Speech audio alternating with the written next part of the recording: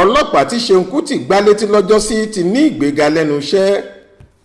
nígbà míì ibi wà nínú oore a sì máa wà nínú ibi.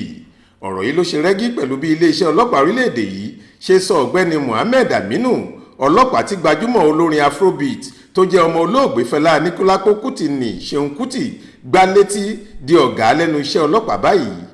àtẹ̀jáde kan láti ọ̀dọ̀ ẹ̀ka iléeṣẹ́ náà tó ń rí sí ọ̀rọ̀ ọlọ́pàá lórílẹ̀-èdè yìí Police Service Commission PSC lọ́jọ́bọ̀ tọ́sídẹ̀ẹ́ 20 oṣù keje ọdún yìí. níbẹ̀ ni wọ́n ti kéde pé wọ́n ti sọ ọ̀gbẹ́ni Mohammed tí Ṣeun Kuti gbá létí di Assistant Superintendent of Police ASP báyìí. alukoro ẹ̀ka PSC Ikechukwu Ani tó fìdí ọ̀rọ̀ ọ̀hún múlẹ̀ fáwọn oníròyìn sọ pé Ṣeun hu ìwà ìdásí ọlọ́pàá náà níta gbangba tí gbogbo aráàlú sì fojú rí bí olórin ọ̀hún ṣe ọlọ́pàá náà báṣubàṣu.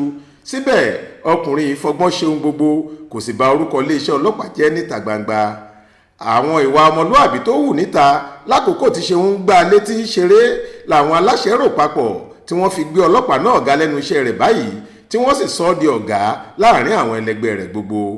bẹ́ẹ̀ ò bá gbàgbé nínú oṣù karùn-ún ọdún 2023 yìí ni fídíò oníṣẹ́jú díẹ̀ ìyẹn fídíò clips kan gba orí ẹ̀rọ ayélujára níbi tí Ṣeun Kuti ti ń gbá etí ọlọ́pàá kan ṣeré láì bìkítà pé aṣọ ìjọba orílẹ̀-èdè Nàìjíríà wà lọ́rùn rẹ̀. gbàrà táwọn aláṣẹ iléeṣẹ́ ọlọ́pàá rí ohun tó ṣẹlẹ̀ náà ni wọ́n ti fọwọ́ òfin mú Ṣeun jù sátìmọ́lé tó sì lò nǹkan bí ọ̀sẹ̀ méjì lọ́dọ̀ wọn kó tó di pé wọ́n fojú rẹ̀ balẹ̀ ẹjọ́ gíga kan nílùú Èkó tí adájọ́ sì gba béèlì rẹ̀ di bá a ṣe ń sọ yìí. Adéwálé Adéoyè ló ṣàkójọ ọ̀rọ̀ yìí fún iléeṣẹ́ tẹlifíṣàn Aláròye online. Faith Adébọ́lá ló kà á sétí ìgbọ́ yín.